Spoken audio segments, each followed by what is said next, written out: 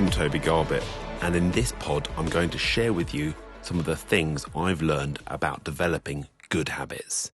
These habits help me to be successful, and they might help you to succeed too, not just in your exams, but in anything you choose to do. All human behaviour is learned and can be relearned. Think about all of the things you do every day, like brushing your teeth. You probably don't even think about how you brush your teeth anymore. But when you were little, even remembering to brush your teeth was a challenge. When we do things enough times, eventually they become a habit.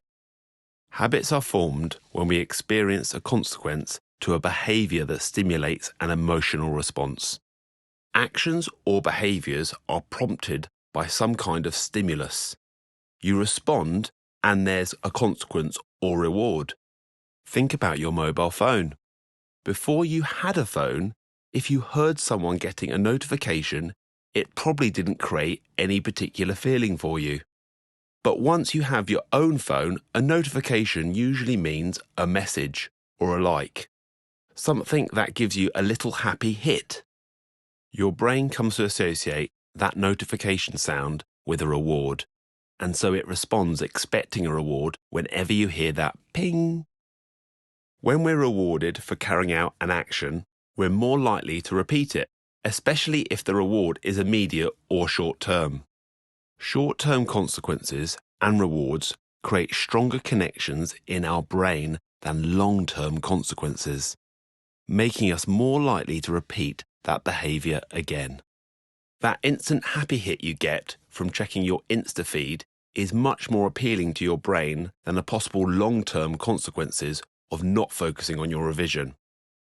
This is why making good decisions from the long term is so hard in the short term. Netflix, or that jog you've been thinking about, an apple, or a tasty chocolate bar. Trust me, it's just as hard for athletes. Sometimes even I'm tempted to drive right on past the gym and head home to my comfy sofa. So, athletes just have better willpower, right? Well, I'm afraid not. Willpower isn't the answer. When we wake up, we have a finite amount of willpower, and every decision we make uses up some of those reserves. The real key to making good choices and developing habits for success is to change your environment. Think about the habits you want to change. What can you alter in your environment to make it easier to make those changes? If your phone is interrupting you, your revision, or your sleep, instead of having a fight with yourself about looking at it, just put it in another room. If you want to eat healthier, chop up some veg before you get hungry or tired and keep it somewhere handy. Want to do more exercise? Then put your exercise clothes on as soon as you wake up or get home. Late for school every day? Get your bag ready the night before.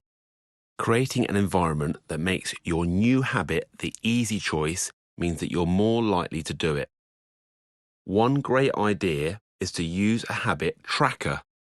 Every time you follow your new action and tick it off the list, you'll reward your brain with a little hit of happiness and link your new habit to that short-term positive emotion. Remember, all habits can be changed.